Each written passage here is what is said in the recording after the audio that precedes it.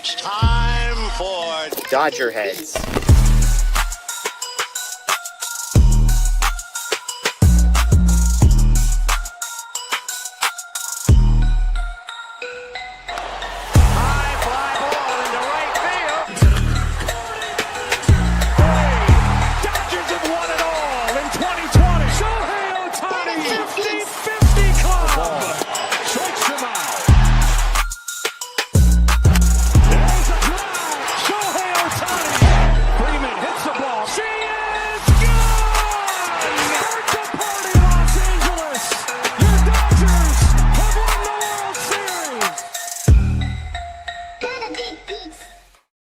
Hi, everyone, and welcome into DodgerHeads Live, presented by DodgerBlue.com, part of the Medium Large Sports Network. My name is Matthew Moreno, and joining me, as he does pretty much every Thursday night, Bruce Kuntz. So I'm filling in.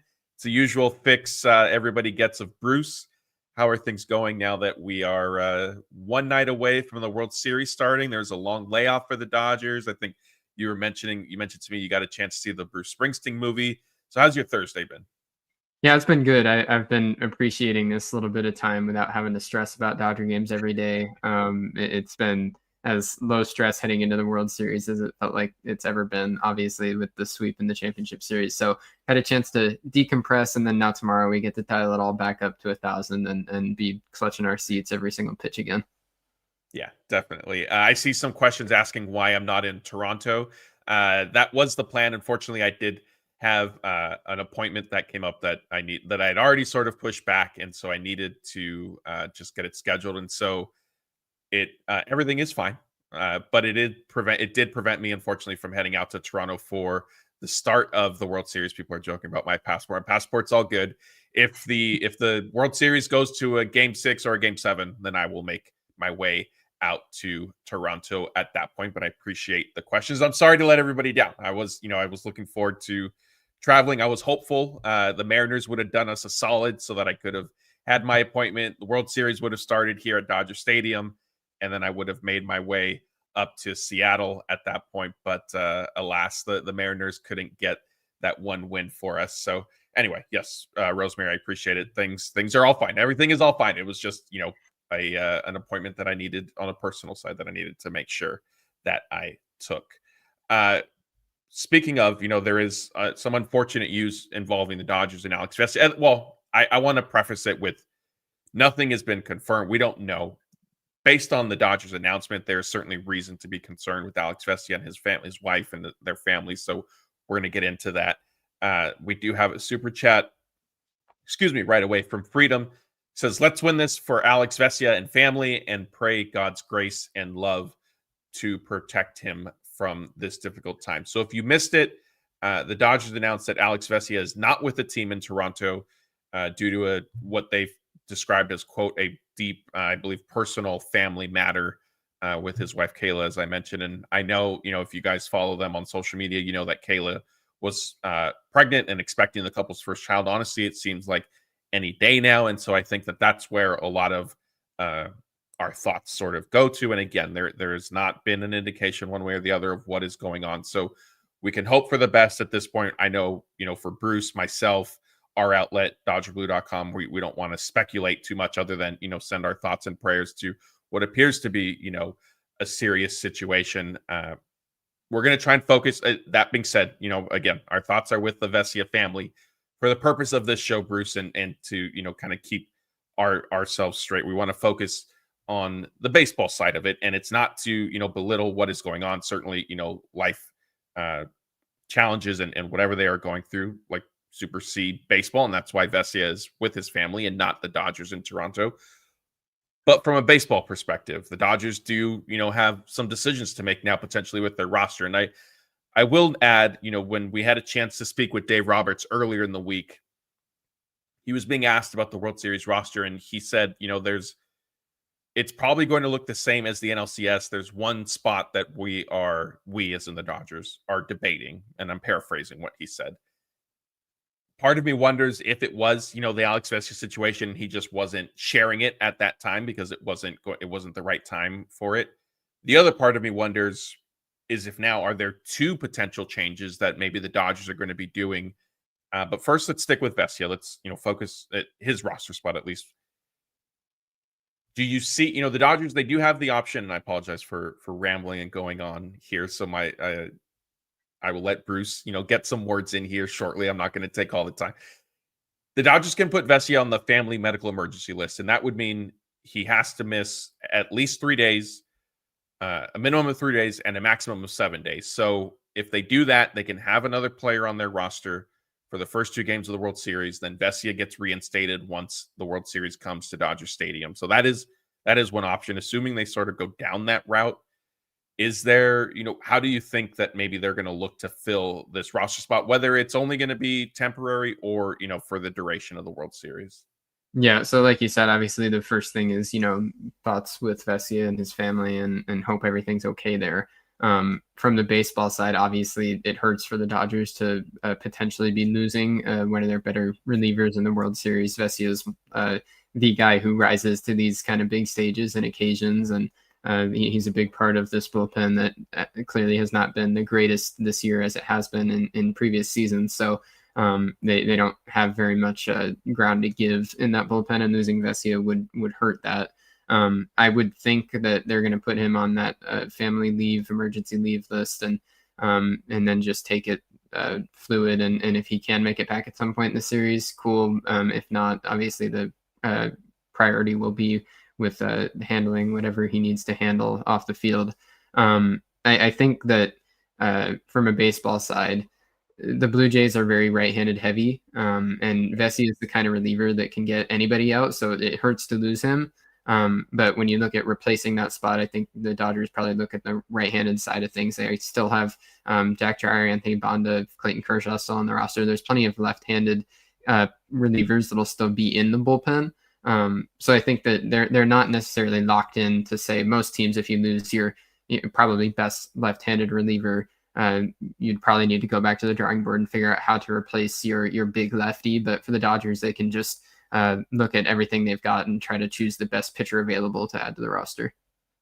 Yeah, I agree. And I feel, I'm seeing a lot of comments saying, maybe it's Tanner Scott. Can he be trusted? This, that, and the other. That is an interesting wrinkle to me, because on one hand, if you do, and not that the Dodgers are going to be boxed in this way, whereas, we're losing a left-handed reliever, we need to replace him with a left-handed reliever. But Tanner Scott, we had a chance to talk to him during one of the workouts at the beginning of the week. He said, he's feeling healthy. He's feeling much better than he did after, right around when he was having, the medical procedure on his lower body. He didn't want to provide too many specifics other than to say he feels much better now and he's ready to go. He's been throwing bullpen sessions. He was suggesting that he was also going to be facing hitters at some point, I think, before the Dodgers left for Toronto. So immediately, my mind did sort of go there was, okay, maybe they do just add Tanner Scott at this point. The other side of that, though, is he has clearly struggled. He didn't have the season that anybody would have expected, and that's putting it mildly. I mean, and he'll be the first to own up to it. And, I know fans get frustrated and upset with the results, and I certainly understand that. But Tanner Scott also, he's not standing there and saying, hey, I actually had a good year, or trying to, make light of things. I don't know, and I did see, I've missed it, who made the comment, but it will be about a month since Tanner Scott, if he is on the World Series roster, about a month's time of when he's pitched in major league games. And I just don't know if the Dodgers are going to do that. I mean, this is the World Series at this point, not that the playoff games before didn't matter, but literally, you're 4 wins away from a World Series win. You're also 4 losses away from your season all of a sudden ending. Do you have kind of a sense of maybe, which relief pitcher they might turn to at this point? Because I do agree, and I don't know if you said this, so I don't want to put words in your mouth. I believe that they will look to just go to a right-hander, both because of the Blue Jays lineup and because of, Tanner Scott's ineffectiveness. Yeah, I think the question for the Dodgers is Tanner Scott better than some of your other options like Edgardo Enriquez? Maybe even, bring up Kyle Hurt if you're going to go to a guy who hasn't pitched in the big leagues in a while. There are other options. It's not like it's just Tanner Scott. Enriquez was on the playoff roster in the division series and then left off the championship series roster. So he's not too far out from having pitched in the big leagues. And it was a bumpy season towards the end there for Enriquez, but he's still a guy that you can say, throws right-handed and throws 103. throw him in there, hope he throws strikes, and it isn't the end of the world. So I agree with you that I'm probably leaning towards the right-handed side. Like we said, the Dodgers still have Dreyer will be the top lefty in the bullpen now. Anthony Banda is still your guy that if you need a single out against Addison Barger or one of the other Blue Jays lefties, you can go to Banda, and he still fits that mold very well.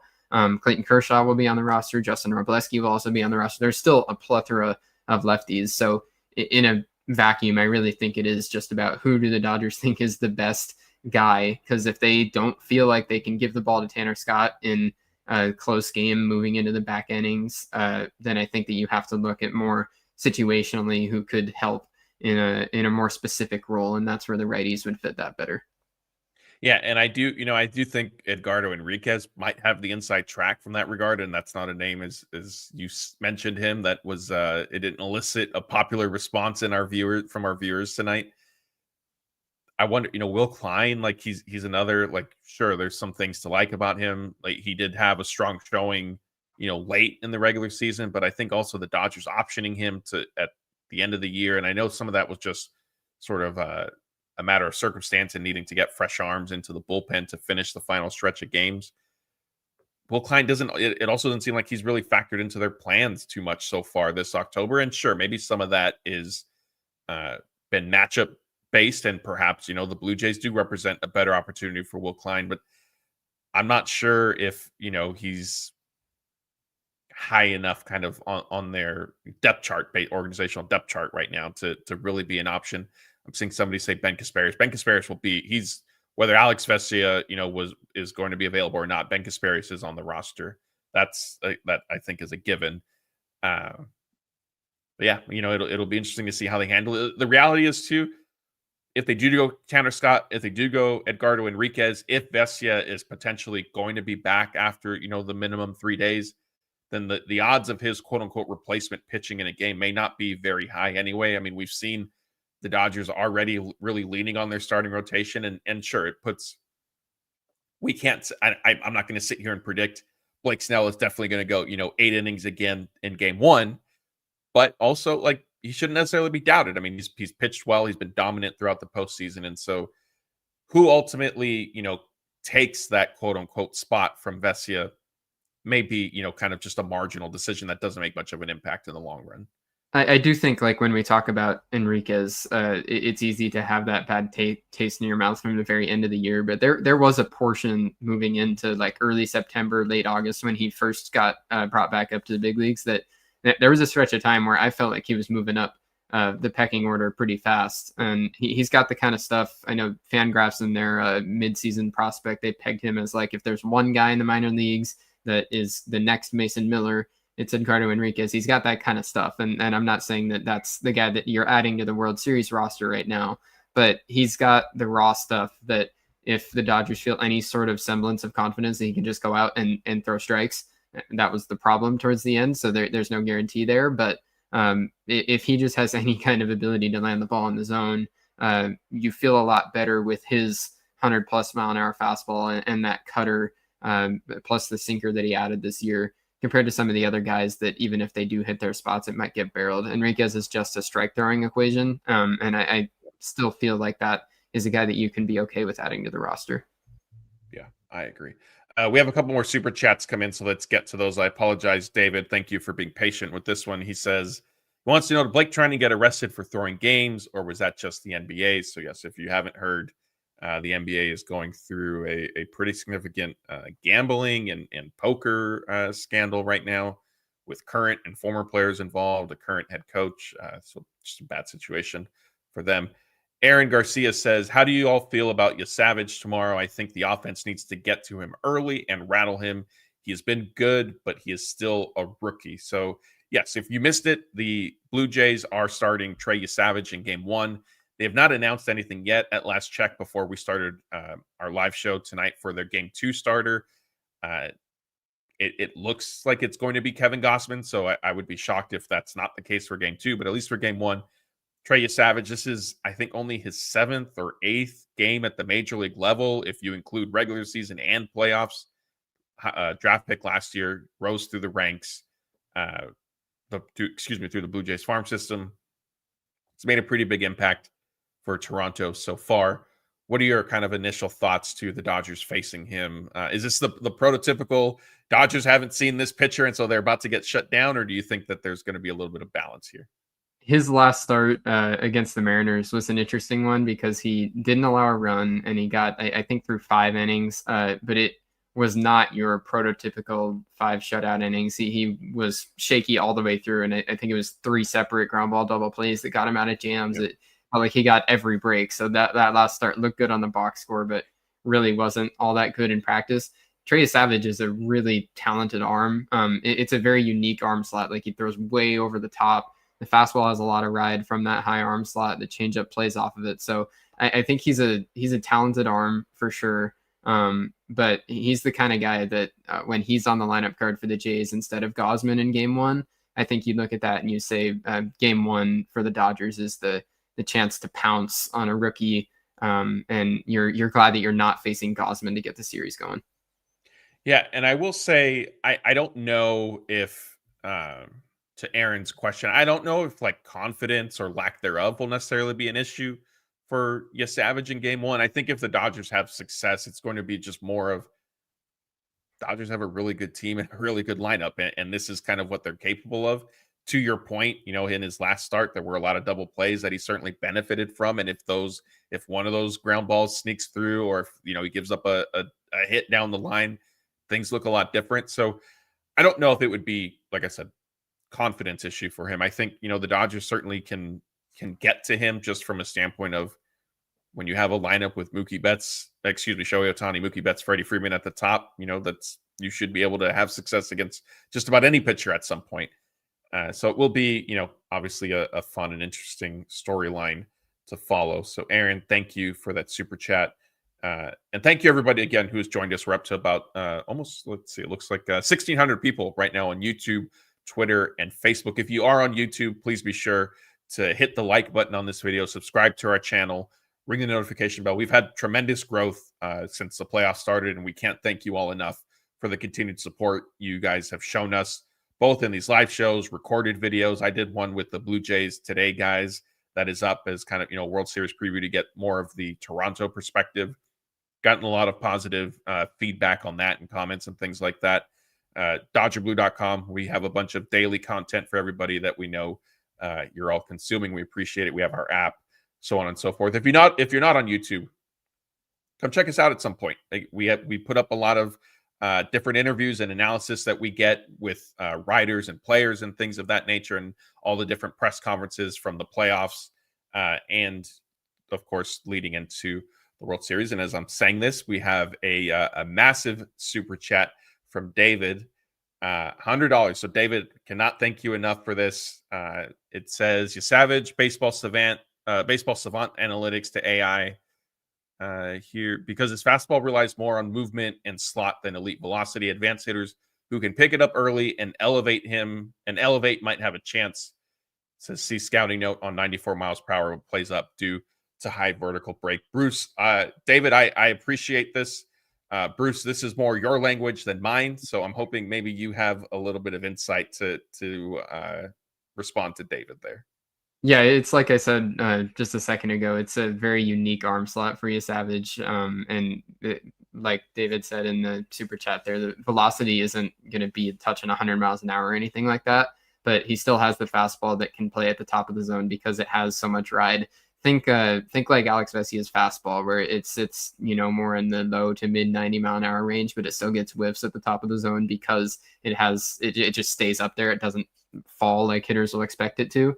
And Savage has that really good changeup that dives down off of that from that high arm slot. So he's a really good young pitcher. I was impressed with the stuff that he showed at the end of the year coming up, and he's obviously immediately injected himself into the Blue Jays playoff rotation and factor in their pitching staff. So he's not a guy that you can write off by any stretch. I think that high fastball is something that the Dodgers have struggled with sometimes before. Shohei Ohtani has like maybe the one hole in his swing can be when they give him fastballs at the top of the zone. So the Dodgers will need to be ready tomorrow to go up there and be able to hit the fastballs up at the letters.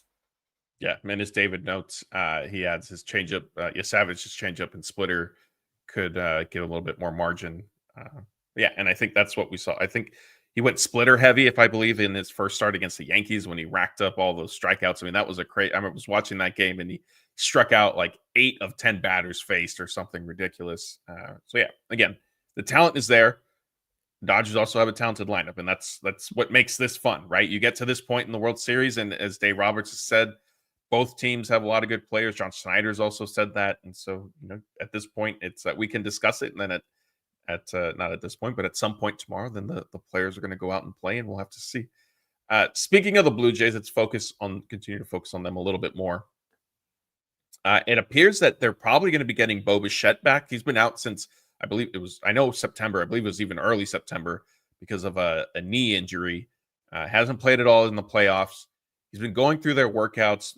Blue Jays manager John Schneider said today that Bichette could potentially they're having to take things sort of day by day. They were going to see how he felt coming out of today, and basically it sounds like they're running this decision up pretty much until the deadline when rosters are due to MLB. And if you're not familiar with the rule, every time a new playoff series begins, both teams have to submit their rosters for that round to MLB at 10 a.m. local. So be on the lookout, 7 a.m. Dodgers, it typically gets announced a little bit later publicly than when they're actually due to the league.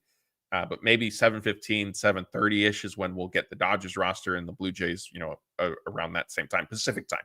I know we do have some people on the East Coast where they'll be getting some news at a normal hour and not having to wake up too early. But how big of a deal is this, Bruce, for the Blue Jays potentially be getting back, their top offensive performer from the year? Yeah, it's big. Obviously, I'm looking at Springer and Vladdy are the guys that I'm really afraid of in that lineup. But if you add Bichette to the mix, and you've really got a 3-headed monster for them. The thing that I'm curious about here, everything about this sounds like that his season would be over if it wasn't for the fact that This is the World Series we're talking about. The fact they're taking it day by day, that it's run all the way up until the World Series, and he hasn't been able to play in any other of the playoff rounds, makes it sound like he's pretty banged up. When he first got hurt, I can speak to this because I had Bo Bichette on my fantasy team heading right into the fantasy playoffs, and I lost him right at the end and was following it closely. There was a lot of cloudiness around the injury, and it didn't sound good at all. So they talked about, the Blue Jays talked about that they might have to play him at second base, DH sometimes, maybe shortstop. But it sounds like it's very much up in the air, where even if they do add him to the roster, you don't know exactly what level of Bo Bichette you could get. I would certainly not expect him to be running very much. It's just a matter of whether his bat can be good enough to still look like, close to Bo Bichette. If that can happen, then he's certainly an impactful player.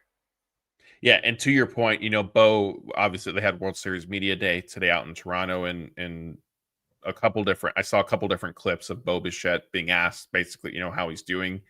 And he gave responses basically alluding to like good enough, I'm okay type thing. And so, yeah, like it does seem like, he certainly is. He's not close to 100%. I think that's probably fair to say. But yes, being that this is the World Series, my assumption is that he's going to give it, everything he has. And the Blue Jays are going to include him on the roster. And if not that I'm wishing certainly injury or setback or anything for Bo, but if something does happen, then at that point, you can obviously make it. If you say, okay, like this didn't work out, like we have to shut you down. You can make that change rather than, oh man, we just played 1 game or 2 games. We wish, we want to add Bo Bichette to the roster at this point. So it certainly makes sense for Toronto to go the other way around to try to get what they can out of him. And even, John Schneider did say he was asked during his press conference today, and again, these videos are up on our YouTube channel, Dodger Blue 1958. Is it second base for Bo Bichette because he was seen taking grounders there? Is it only DH? Is it some shortstop? And at least publicly, John Schneider said that the Blue Jays are open and considering like all 3 as possibilities. So, but as you mentioned, considering some of the concern and even Bo Bichette's own comments, I would be shocked if he plays the field too much, especially shortstop, maybe a little bit of second base. But yeah, it'll be interesting to see what that does. On one hand, if you're the Blue Jays, you want to welcome him back. On the other hand, if he's limited and it impacts some of your other issues and alignment, George Springer, you mentioned him at the plate. He also, I didn't realize 1, that he's 36 years old. So that surprised me. But 2, he's dealing with his own knee issue after being hit by a pitch. And so the Blue Jays John Schneider did say that they are comfortable with him possibly playing the outfield, but if Bo Bichette's return puts Springer into the outfield and then a ball is hit to him, like it could change a lot. Like there's a lot for Toronto to basically evaluate is maybe the easiest way for me to The thing that I'll say for both those guys dealing with their injuries, and especially for Bichette, if there's one franchise in baseball that understands a player can be banged up and still make a huge impact in the World Series, it's the Dodgers. So don't count either of those guys out just because they're dealing with stuff. Well said, Bruce. I should have just turned the floor right over to you instead of rambling on trying to get my thoughts out. All right, our next topic for tonight, if you haven't heard, Mookie Betts won a Fielding Bible Award. That was announced by Sports Info Solutions, also known as SIS. It's the 20th year that SIS has honored the best defensive players in Major League Baseball to different positions. Bruce, I like this award because I feel like it's a combination of everything. And from SIS, it's explained that their awards are voted on, quote, by a panel of experts who consider statistical analysis, the eye test, don't overlook that, and any other factors they wish to utilize. Now, that at the end sort of like you start to think, well, what other factor? Like, so if a voter, and I'm kind of poking fun at this, but if a voter enjoys watching such and such player, then that's a factor that they get to include and utilize when they're evaluating these winners. But anyway, it's the 7th time Betts has won a Fielding Bible Award, so that snaps a tie with Yadier Molina and Andrelton Simmons for the most since these awards have been in creation, which I said, as I mentioned, this is the 20th year. This one's obviously most noteworthy for Mookie in that it's his first time at shortstop. He did win the multi-position award in 2023. And then five others came at as a right fielder. Not surprising at this point, right after seeing the season that Mookie put together. I think it's the big highlight here is that it's at shortstop and not in right field. So I hope that this is the final nail in the coffin for anybody that still wants to see him move back to right field. It's not happening. Mookie Betts is as good as any defensive shortstop in baseball at this point. And he deserves all of the flowers. It's already been talked about a lot. He gets recognized a lot for it, but you can't say it enough how just crazy it is that he moved into shortstop from the outfield as like a 31, 32-year-old. That's not a transition that anybody makes, especially a guy who already was losing mobility in the outfield, has dealt with some hip stuff the last few years. Like he already wasn't at his, peak physical condition.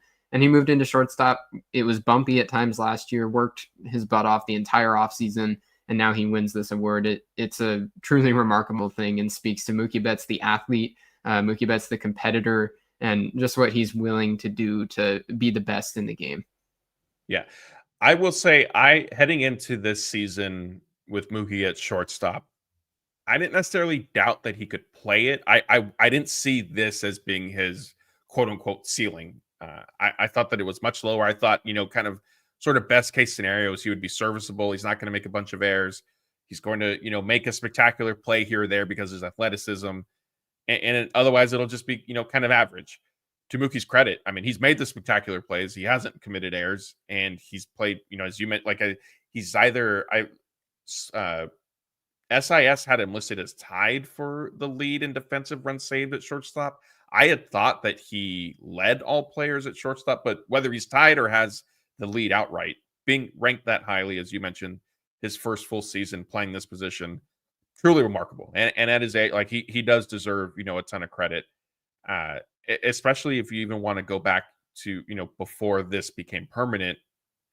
It was shortstop, and then it was second base because Gavin Lux was at shortstop, and then they had to switch late in spring training. And so, there were some growing pains along the way, but an off season of training heading into this year certainly helped Mookie make significant strides. I think safe to say probably a Gold Glove, which those I think are more based on kind of player cachet and recognition and stuff like that. But you think a Gold Glove is in his future now? And when I say his future, I mean this offseason specifically.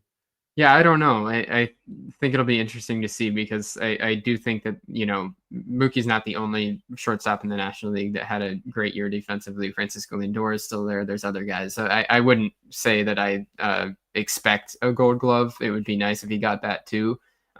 But I think circling back to your point, I was in the same boat with you that I'll admit, like last offseason when the Dodgers came out and said Mookie Betts is going to be the shortstop next year, I didn't see it as necessary. I was in the same kind of thought process as you were saying. I think he could do it, but I didn't think that it was going to be worth the wear and tear on his body. And I just thought it made more sense to stick him at second and then figure out shortstop from there. I'm glad I was wrong. I'm glad that they did it the way that he did, because watching him play shortstop this year has been an absolute joy, especially in the second half of the year. He plays like he just is so good fundamentally. He makes every play, doesn't matter which side he's moving to. He makes the throws. It's just been crazy watching him be so aesthetically pleasing and just play the position so well compared to what we saw at the beginning of last year. It's so hard to make that improvement in an entire career, let alone as a 30-year-old in just like a season plus of time. Yeah, definitely. All right.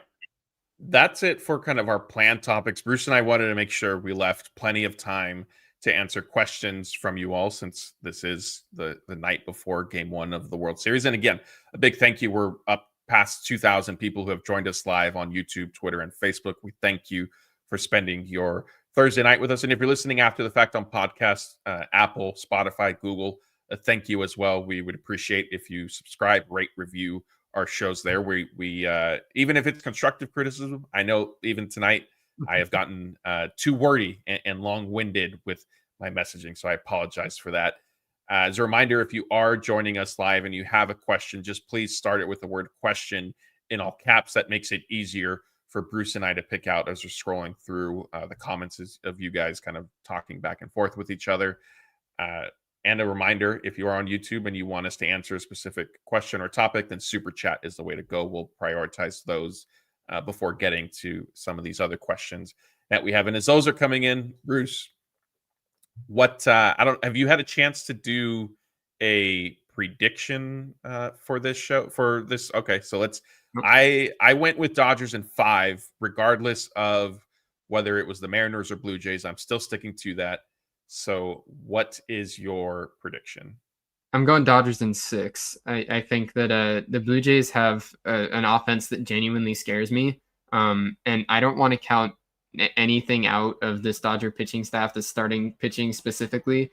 I don't think that it's impossible by any means that they continue to just go out and dominate like they have in this last round of the playoffs and in the Phillies round as well.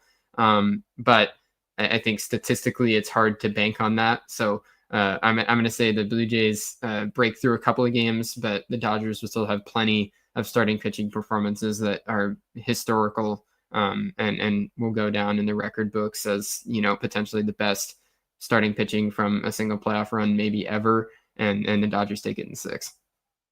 Yeah. Duff Time is asking it for confidence level for game 1 specifically and a score prediction if we have them. Tomorrow's confidence level. I'm going to say I've got the Dodgers maybe 65%. They're playing in Toronto, so that's obviously a factor. But Blake Snell against Trey Savage, I'm taking the Dodgers there for sure. For score prediction, I haven't thought about this specifically, but I'll go ahead and say 4-2 Dodgers. That's I'm with you in about the confidence level. I almost was going to say 4-2 as well. Since you took that, I don't want to completely copy you. I'll say 5-2. I think the Dodgers start the World Series with a win. All right, let's see what else we have. We have a super chat from Flashhawk. It says, all the shows I've listened to are sleeping on the Dodgers offense. Am I crazy, or can't the Dodgers be as good as the Jays offense? I mean, yeah, not crazy at all. The Dodgers offense, I think, and again, I don't want to, as Daniel likes to say, no disrespect to the Blue Jays. I think the Dodgers offense has a chance to be better than their counterpart in the World Series. It's just a matter of sort of getting there. They haven't really swung the bats all that well outside of, a couple of pockets here and there within the games. Freddie Freeman said it himself, like when he was being asked about the impact of basically a week-long layoff for the Dodgers between the NLCS and the World Series. He said, look, like it's not like our offense was rolling anyway. So how much, is our timing going to sort of be thrown off? Do you agree with maybe this narrative or perception? Is this a feeling you've sensed that the Dodgers offensively are being overlooked for some reason? Yeah, I think the reason is that the starting pitching is the thing that stood out so much. And on a roster that's so talented, pretty much every part of the roster is packed. Everybody knows the bullpen is the ugly stepchild right now of this Dodger team. So when you look at the starting pitching and the offense, it's been the starters that have really stood out. They've been the story. And so obviously you end up overshadowing the offense a bit. But I think the Dodger offense versus the Jays offense, it's the same kind of thing as these last few series, as it's felt like the Dodgers have been every playoff year for years now. That the Dodgers on paper are better in their starting rotation, in their offense. They're the best team, and it's just a matter of playing up to the names that they have. If they can do that, then they shouldn't have any trouble. But that's always up in the air whether they can do that. Yeah. Fleshhawk, thank you for that super chat. Before we get to the rest of these questions that I see have come in, and thank you again, everybody, for those. Keep them coming. Bruce and I have made sure we got through kind of the news topics of tonight's show to leave more than enough time to answer all your questions before the World Series starts tomorrow. I do want to ask you, Bruce, since we didn't cover it and it got sort of brought up in referencing, any concern for you that the Dodgers, are going like 6 days between playing games? It's similar to obviously when they've started the postseason with a first round bye heading into the NLDS. I'm not all that concerned about it. I think that the Dodgers have had some trial and error opportunity over the last few years to figure out how to stay hot through these off periods. It's a tough thing to quantify, and it's impossible to, I'm not going to sit here and say that it's not a factor at all, because baseball is a sport that you play every day, and having that long of a time off usually won't help things. But sort of like Freddie Freeman alluded to, it's not like they were firing on all cylinders. Maybe this provides a little bit of a mental reset. And I think ultimately, when you look at all things considered, that extra bit of rest, that extra chance to take a step back, rest for a minute, and then be able to launch back into the World Series with everybody fresh, everybody mentally reset. I think that ultimately you've got a net positive. So it's not like that I wish the Dodgers ran up the series a little longer so that they didn't have a long break. Yeah, I agree with you. I think, sure, maybe in a perfect world, they quote unquote only have 4 days off or something, or 3 days instead of the 6 that it ended up being. But the trade-off for that is if you play a game 5 of the NLCS, 1, there's no guaranteeing that you win that. 2, there's no guarantee that you come out of that fully healthy. And so then if you lose that and it goes to a game 6, then you just kind of keep playing, that what if game sort of becomes a potential factor. And so, yeah, to me, take the series win, punch your ticket for the World Series, get some rest. I do think that, somebody like Roki Sasaki, I brought this up when I was on with Jeff earlier this week.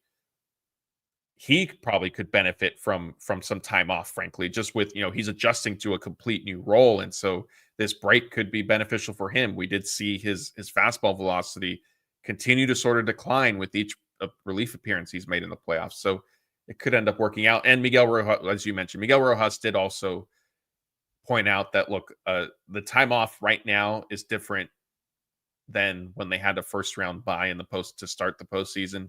You're different points in the calendar. The Dodgers, they are well aware that they are 4 wins away from a World Series at this point, as opposed to, hey, we just played a long season, we have a week off, and now we out on the back end of that is a month of baseball type thing. So yeah, I think it's a one, they have experience. They seem to have maybe, as you mentioned, solved some of the trouble last year. 2, you have another 10 days or so potentially at the most. All right, let's see. I saw another super chat come in here, so I want to get to that. Rosemary says Kevin Pillar is calling this Dodgers best players versus Jays best.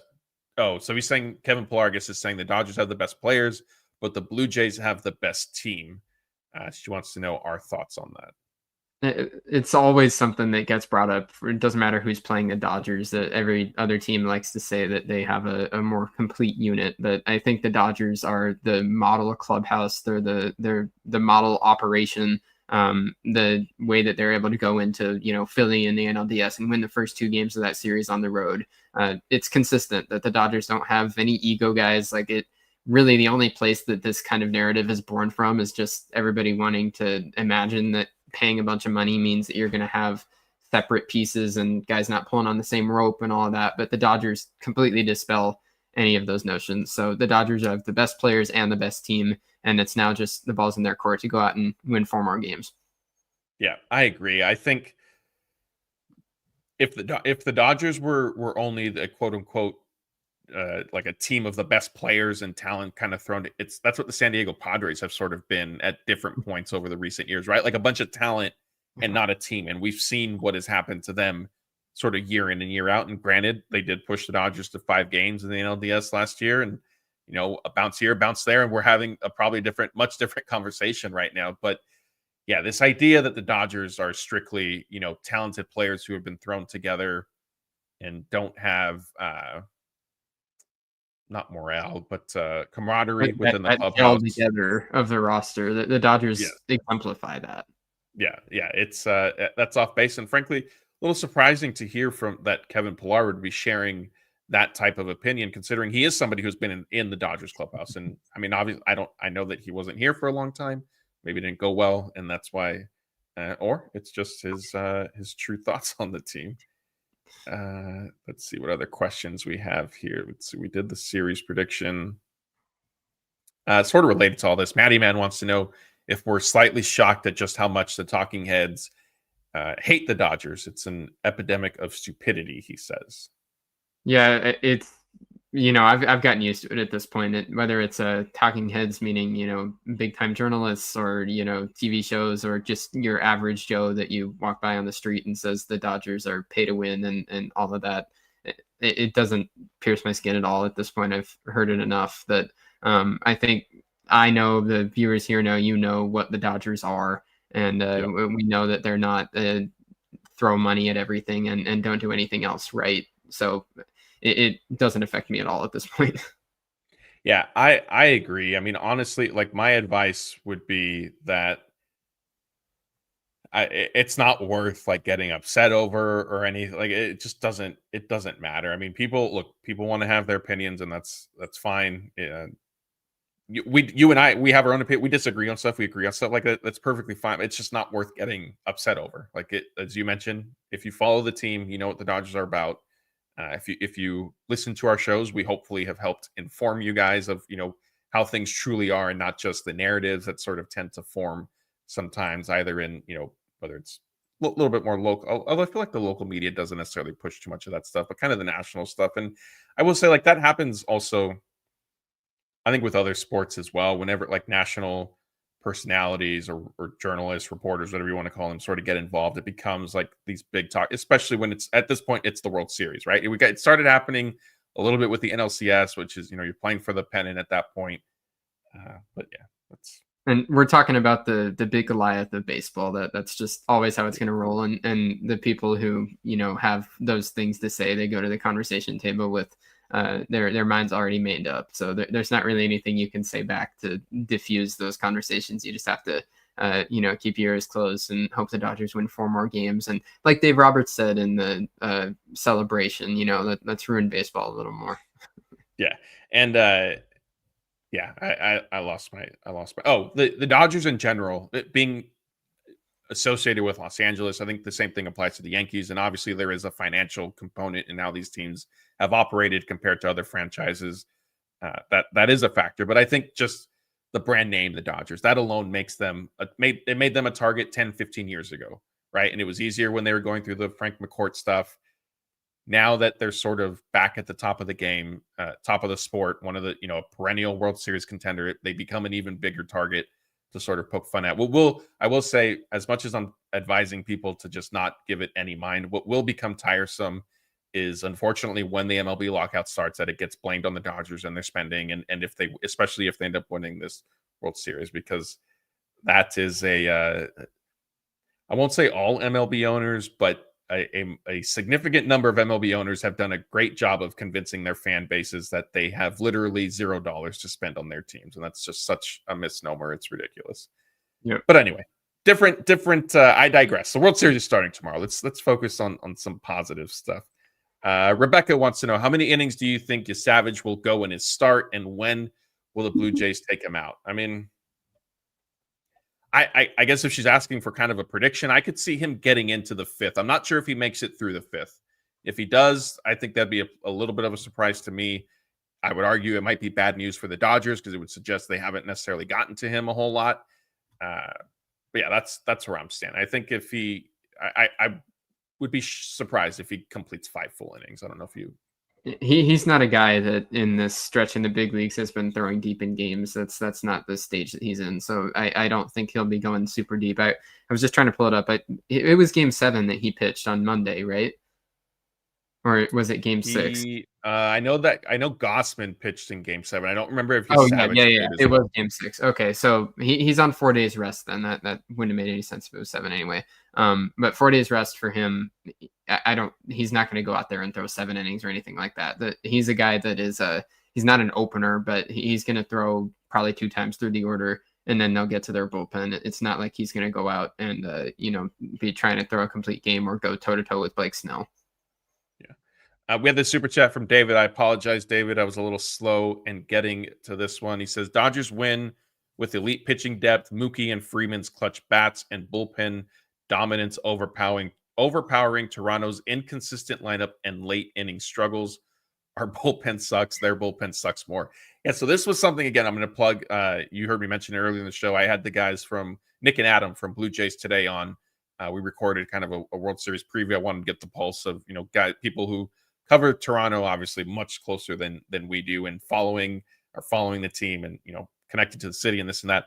And this was one thing we discussed is, hey, the Dodgers bullpen, it's a weak point for the team. The Blue Jays are sort of in the same boat. A significant difference is the Dodgers have starters who can legitimately basically take the bullpen out of the equation by going 7 or 8 innings. In Yamamoto's case, his complete game. So yeah, I mean, to David's point, do you think, let's focus kind of on the bullpen battles as much as the Dodgers group has struggled? Do you think that they are sort of the stronger unit? I wouldn't call the Dodgers bullpen a stronger unit over anybody right now. I just don't have enough confidence to do that, no matter how bad the other bullpen has struggled to. I think the Dodgers are still in the same holding pattern of hoping they can get as much as possible out of their starters every single night, and then try to limp to the finish line, hopefully with the offense providing plenty of cushion. Yeah, fair enough. David, again, thank you for the super chats tonight. Here, speaking of pitching, Ashton wants to know, what's our opinion of the Blue Jays pitching? Can the Dodgers hit all over them? Yeah, I mean, look, we mentioned Savage. He has talent, but young, still inexperienced. Obviously, he's a rookie. Gossman, he's pitched really well of late. Somebody the Dodgers do have familiarity with. Now, whether that hurt, that being said, he is, a different pitcher now than I think maybe when they saw him. But yeah, look, I think the easy way to answer this question is the Dodgers are capable of hitting kind of against any starting staff type thing. Yeah, they've got those 2 guys in their rotation. They've also got Shane Bieber has been good since he got traded over there. It's a solid pitching staff. Max Scherzer had a nice performance in the ALCS. So I think the Blue Jays are a really good team. I want to make that clear. And all this talk about the Dodgers being the better roster, it's not meant to belittle the Blue Jays. It's more just meant to speak to how highly I think of this Dodger team. And I just said it, I don't think highly of the bullpen, but the starting pitching and the offense is enough to make up for that for me. The Dodgers should be the better team, but the Blue Jays are still a really good group. I mean, we're talking about the series going to Toronto because the Blue Jays won more games in the regular season than the Dodgers did. So the Blue Jays are certainly a really good team that's good enough to win a World Series. The Dodgers just have to be able to go toe-to-toe and play up to the talent that they have. And if the starting pitching can continue to perform the way that they have, then I think that continues to happen. Yeah. Frankham wants to know, would there be enough info on Savage to simulate his delivery with the Traject pitching machine? So the Dodgers have been using this both to prepare for Savage, I would be my guess, and the Blue Jays in general, and they've also used it throughout the season. Have you had a chance to see? I mean, have you seen one of these in person anywhere at all, or no? No, not in person. I know of it. To answer the question, I would assume so. Like if the guy throws one big league game, I don't know a ton about the track jet, but I would assume that with all the cameras and everything in big league ballparks, that would be enough to throw him in. Savage has that super high arm slot that once they throw that in, it makes sense that the Dodgers would want to see that as much in the machine cage as they can. Yeah, definitely. It doesn't fully replace obviously getting a live look at him, but it's as close as it's better than kind of just looking at an iPad or a TV screen and video footage of that sense. If you want, I believe Bill Plunkett might have shared of the OC Register. I'm pretty sure he shared an article sort of shortly before we came on to start this show, kind of detailing some of that stuff and the Dodgers getting ready for Trey in Game 1. Noisy Ninja 91 says, is Shohei going to make an impact this series on the offensive side, or are the Blue Jays going to be able to keep him quiet like the Phillies and Brewers? I don't see why Shohei can't. He just won the NLCS MVP off of 3 home runs in the final game. So I understand the sentiment of he had a slow start to the postseason, but for Shohei Ohtani to hit 3 home runs in a game, I think that I'm willing to declare he's all the way back, and he's going to be the NL MVP at the top of the Dodger lineup again. Yeah, I agree. And I think a difference is, again, to quote Daniel, who's been on here several times, no disrespect to the Blue Jays. I don't know if they have, I know at least in the starting rotation, they don't have the same quality lefties that the Phillies were able to throw at Ohtani and Freeman and the rest of the Dodgers. From a bullpen perspective, I don't think they have the same quality of left-handers that the Brewers had that they were able to sort of deploy. That being said, it'll be interesting to see. I did see people commenting, maybe the Blue Jays might choose to intentionally walk Ohtani. That wouldn't surprise me if that happens somewhat often. But yeah, I think there's certainly reason to be more optimistic with Ohtani heading into this series than maybe the last 2 rounds. There really wasn't ever a reason to throw in the towel on Shohei Ohtani. That's something to always keep in mind. That I don't remember specifics, but I remember last Thursday when Jeff and I were on here, whatever show that was, when there were even talks in the chat about should we move Shohei Ohtani down in the lineup. It's like, don't let those thoughts enter your head. He's always Shohei Ohtani, and that part never changes. Yeah, and as you mentioned, he reminded everybody of that in Game 4 of the NLCS. He's struggling until he's not. Fuzzy says the series will be much harder than people think. The Jays make a lot of contact and hit to all fields and are very scrappy, but he ends it with Dodgers winning 6. That matches up with Bruce's prediction. I landed on Dodgers in 5. It wasn't necessarily a slight to the Blue Jays. It was more just believing in kind of the Dodgers pitching, sort of continuing the run that they're on. And I think the offense, as we've mentioned throughout this show tonight, sort of due for at least 1 or 2 kind of breakout games. And I think you mix all that together and it has the makings of being maybe a shorter series rather than a longer one. But hey, we'll see.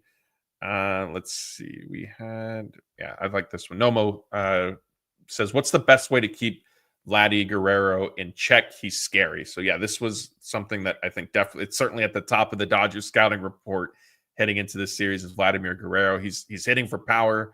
His chase rate is way down. How would you, if you're the Dodgers having to put a plan together, how would you sort of try to approach him? I think step 1 is do whatever you can to not have guys on base when you face Vladdy, because he's going to be dangerous no matter what when he's in the box. And he's been absolutely dialed in this postseason, as good as any hitter in baseball and as dangerous as anybody could be in the box. So with Springer having hit really well up above him, Bo Bichette might be back in that lineup. Nathan Lucas is a good 2-hitter. Usually that's where he's been for them this postseason. It's a good offense ahead of him, but nobody has the kind of fear that Vladdy has. So when we're talking about Shohei Ohtani for the Dodgers and maybe the Blue Jays just pitch around him the entire series, I think that's what you're talking about for Vladdy from the Dodger perspective. Don't ever step in and choose to challenge Vladdy because he's too locked in for that. Yeah.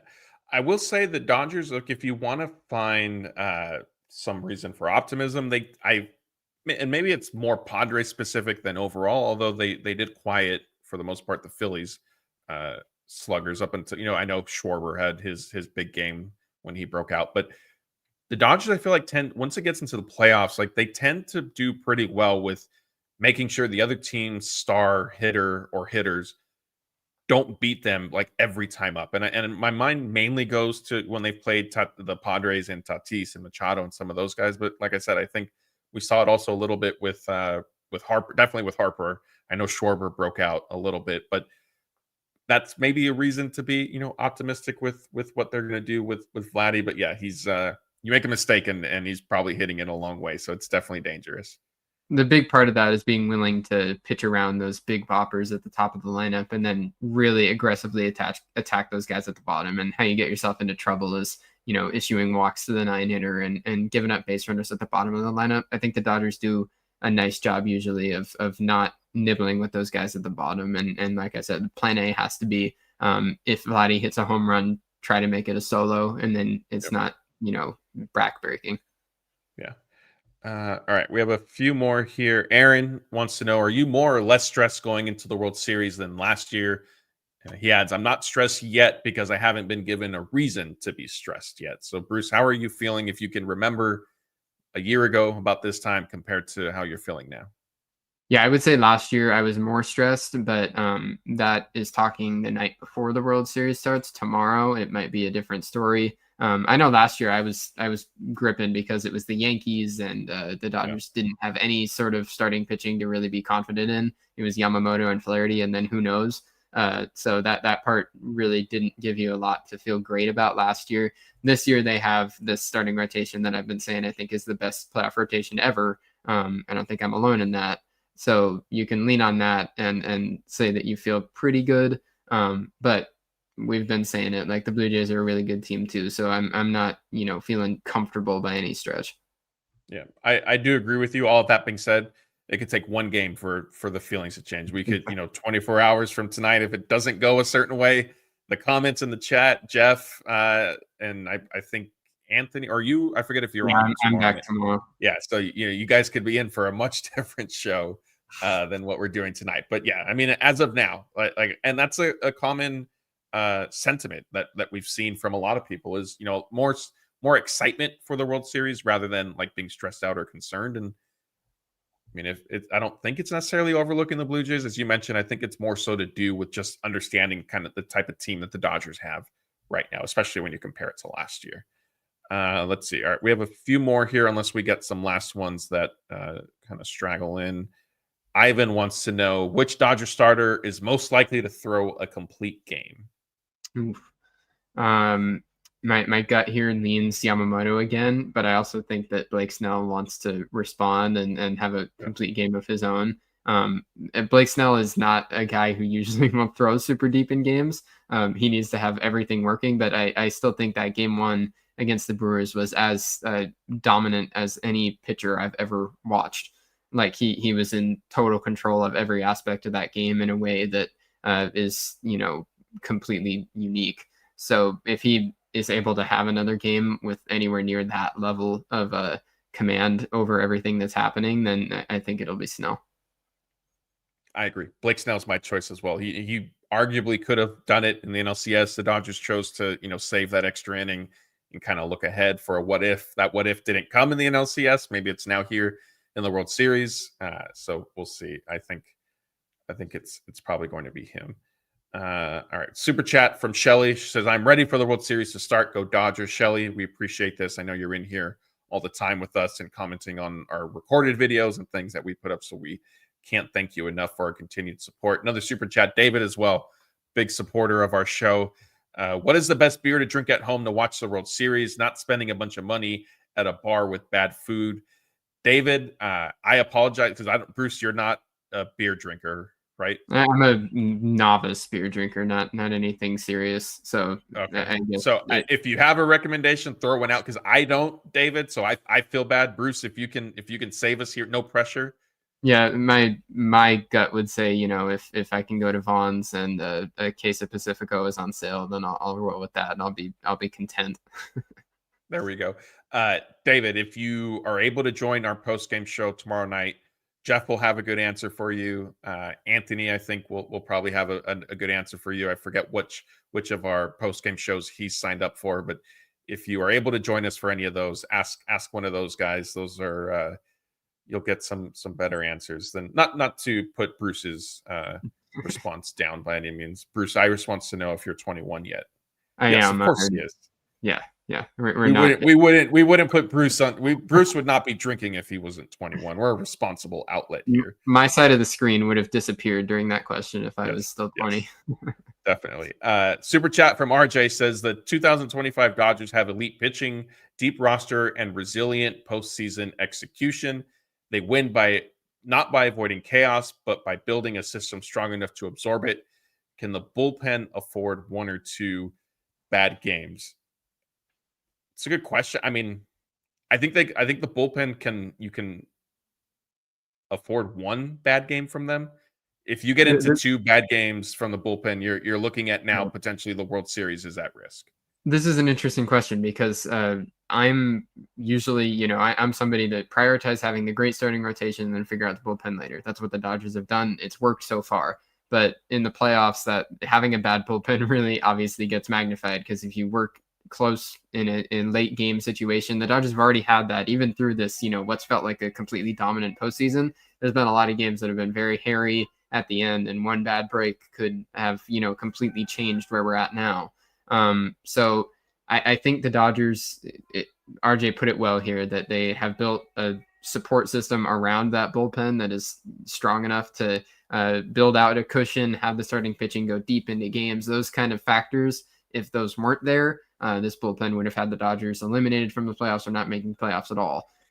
So if there's any team ever that has had a bullpen that feels as bad as the Dodgers do now, but could make it work anyway, it's this team. It's just a matter of so far this postseason, it's been historically good starting pitching. If you have a couple of games where that doesn't happen and your starter only gets through 5, maybe, allows 3+ runs, something like that, and then you turn over the keys to this bullpen, we haven't really seen that yet this postseason. The one game that we did was the Dodger loss when Yamamoto went 4, and like I said, that was the loss. So it remains to be seen how it would go if that sort of situation arises. Yeah, I will say even in those scenarios, you have Justin Robleski to give you multiple. Like at least there's some confidence in him. Like perhaps they could stave off kind of a complete disaster. At this point, you're in the World Series. My point is you're in the World Series, so you're not necessarily looking too far ahead with usage and stuff like that. I wouldn't think, because Ben Kasparius, or excuse me, Emmett Sheehan really hasn't been featured at all. So but yes, to your point, short outings by a starter could be trouble. Another super chat from Dakota Thor says, no team whiffs less than the Jays. No starting staff gets more whiffs than LA. Interesting. Yeah, I mean, I think that's one of the many subplots and storylines heading into the World Series that is going to be fun to watch and see how it unfolds. All right, let's see what else we have here. Rosemary wants to know, why are this year's contending managers so annoying? I'm assuming she's alluding to, and Rosemary, if you're still in here with us, you can correct me, probably John Schneider joking around today. I don't know if you caught it, asking for Shohei, the Blue Jays hat that they gave to Shohei Ohtani, and a jacket that they had for Decoy as part of their free agency pitch. The manager joked and said, hey, when are you going to give it back type thing. That I thought was fine. It was kind of funny. The Pat Murphy stuff, where did you fall on all of that? I didn't mind it, and that's partially because I really like Pat Murphy, and I already did before that, so I didn't go in with any desire to dislike him. I can understand why it could have rubbed some other people the wrong way, but I didn't take it as any big offensive thing. So I didn't know Murphy a whole lot before the NLCS. I will say, his press conferences and things that we were watching and recording and part of throughout the NLCS were interesting, to say the least. And I know, as you meant, it did rub, I think Rosemary's probably one of them, and some other people. I think it got a little tiring for some of them, maybe is the best way I can summarize it. Another question from Nomo Splitter. It says, who is the better World Series team, the 2024 Yankees or 2025 Blue Jays? That's a tough one. Yeah. I think I'd lean 24 Yankees because even though the Blue Jays have the Vladdy playing like crazy, they've got Gausman. I think the top 3 for the Yankees last year of Garrett Cole to anchor the pitching staff, and then Judge and Soto on the offensive side, that's tough to compare to. Yeah, I do agree with you. All right, last couple questions here. Well, we have a third one here, Aaron. I see yours. So we'll do the last 3. Paul Abbott says, say you fall asleep tonight and wake up after game 2 and the series is tied 1-1. Without any other context, would you feel better or worse about the series? Easily better. The goal for the first 2 games on the road in the World Series has to be split. And that's with the given, obviously. The goal is win both. But if you split, then you can go back to LA, potentially have a chance to win it in LA. But the ultimate goal here for the Dodgers, they need to, if it plays more than the first two games in Toronto, then they have to play above 500 ball on the road, or at least 500, and then win 2 of 3 at home, and then you've got 4 wins. It's just a matter of getting to 4 wins. Winning at least 1 on the road allows you to go back to LA, be back at home, and take the series for yourself. The thing to avoid is going 0-2 on the road. Then you're worried. So 1-1 without any other contest, I'd feel good. Yeah. I don't know if I would necessarily feel better or worse. Honestly, I would just think like, okay, as you said, when you're on the road, you want to split, and then you get that split, and you figure out everything after that. Super chat from Freedom says, when will our offense erupt? And he adds that he agrees with Bruce in 6. Go boys in blue. Bruce, you have is there a game that you're feeling that maybe the Dodgers lineup comes to life? I'm looking at tomorrow against the rookie on the mound. I want to see Shohei hit another 3 home runs and really make it stressless. Yeah, that would be something. Let's see. Okay, we did this one. Joey Medina says, what are you eating tomorrow to lock in the Dodgers Game 1 win? You got an answer here? I don't have any plans. Yeah, so I don't really have anything specific. Honestly, tomorrow, like the start of a series, of peeling back the curtain for everybody a little bit. The start of a new playoff series is hectic and busy for us every single time. We have rosters being announced and set, so we need to make sure we have that stuff published and ready to go. Then we do live shows for that. Our admin is saying fettuccine Alfredo. That's not a bad choice, admin. But yeah, I don't really have set plans. Honestly, it could end up being a guilty pleasure fast food type thing at the end of the night, where it's like, man, this was a long day. Aaron is saying Panda Express. I'm gonna eat Panda Express. Not a bad choice, Aaron. That I like these ideas that we're getting. So I'll have to see which one of them come to me tomorrow. I saved my Panda Express for when I can get it for cheap after the Dodgers win a home game. So that's where I'm hoping the Dodgers can really take advantage of this World Series. Hopefully they win both on the road, and then they only have a chance to win 2 games at home. But best believe, since this is the end of the year, I will be using that Panda plate for every home win in the World Series. To hell with eating Panda potentially 3 days in a row. I don't care. I'll do it. Aaron is saying he's letting our admin know that he had Alfredo today. The key is you have to make your own Alfredo sauce. No jarred. I do agree. My wife makes the fettuccine Alfredo, and it is great. It's part of the reason why I like it so much, is that it's not just the jarred Alfredo sauce, because I do agree that is terrible. Fuzzy is saying that New York convo was weak. The Yankees are not a team. They play horrible situational baseball and just swing for the fences. Just a bunch of individuals. Okay, I mean that's a strong opinion. This is what people want the Dodgers to be when we talk about that whole conversation with Pilar saying the Blue Jays are a better team, but the Dodgers have the players. I think the Yankees last year are a good example of what people want to believe in their minds that the Dodgers are, but the Dodgers will not be having any top of the 5th innings in Game 5 like the Yankees had last year. Yeah. We did that one. All right. Last one. Aaron, another one from Aaron, who's had some good questions for us tonight. World Series MVP prediction. So did you make one for the NLCS at some point? No. So I did with, I think I was on with Jeff and Anthony, and I went with Ohtani, and my stance was he's going to make a start. He's obviously going to be hitting. I think it just creates, the potential to really impact a series, to impact games more so than just a hitter. Wasn't looking great. And then, hey, at the end of the day, Ohtani was named NLCS MVP. I'm tempted to stick with him. I won't. So do you have somebody that jumps out to mind? Yeah, Shohei Ohtani jumps out to mind. It's the boring answer. It's the obvious answer, but it's the same thing as the regular season MVP. Like when he's hitting and pitching at a very high level in both, it's like kind of a guarantee that when you just break down what the award means, who has contributed the most. If the Dodgers win the World Series and Shohei Ohtani makes at least one good start and performs anywhere close to his ability on offense, then it feels like it's just a given that he takes it. Yes, I agree. It is definitely the easy one. It is the obvious one. I'm tempted to stick with it. I'll switch it up a little bit. I think, and I put some responses up from people on the screen if you're watching. I'm going to go Teoscar Hernandez. I think he He's playing a former. So that was an interesting wrinkle for Teo, whether it was the Mariners or Blue Jays, he was going to be going up against a former team in the World Series. So I think he puts together some nice performances out in Toronto. I think he then does the same thing here at home at Dodger Stadium, where he swung the bat well. So I think Teoscar Hernandez sneaks in as a World Series MVP winner, but if not, like Shohei Ohtani certainly would not surprise me, as Bruce said.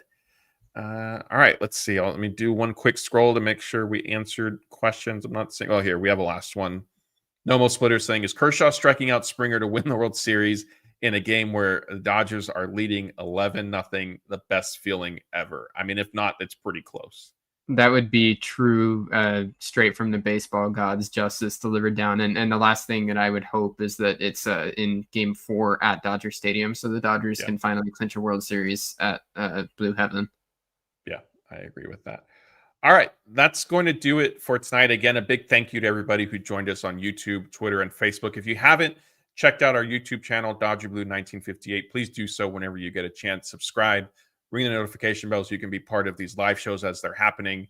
And you also will get notified when we post different videos, whether it's press conferences, interviews from workout days, or as I mentioned, I did an episode with the Blue Jays today, guys, to kind of preview the World Series and get their perspective. And that was a lot of fun. I know I looked at the comments after the fact. People remember them from tracking the alleged Shohei Ohtani flight out to Toronto during free agency. And they were great sports about it. And obviously they had nothing but nice things to say about Ohtani. And frankly, even the Dodgers, they also made some World Series predictions in there that, spoiler alert, might surprise you a little bit. So definitely check that out. And if you don't prefer video, if you want to do podcasts, we are on Apple, Google, Spotify, all that as well. So rate, review, subscribe.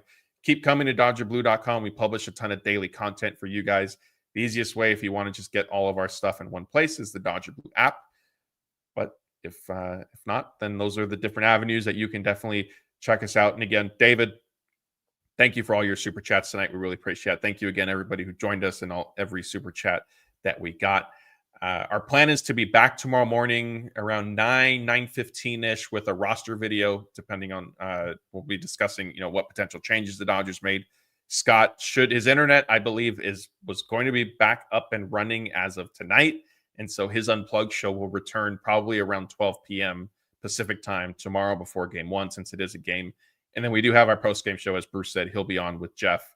And then we'll be live every post-game after that as well. We have our schedule. And, of course, we have our usual shows Sunday night, Tuesday night, Thursday nights planned as well. So once again, that's Bruce. I'm Matthew. Thank you, everybody, for joining us, and we will see you guys next time.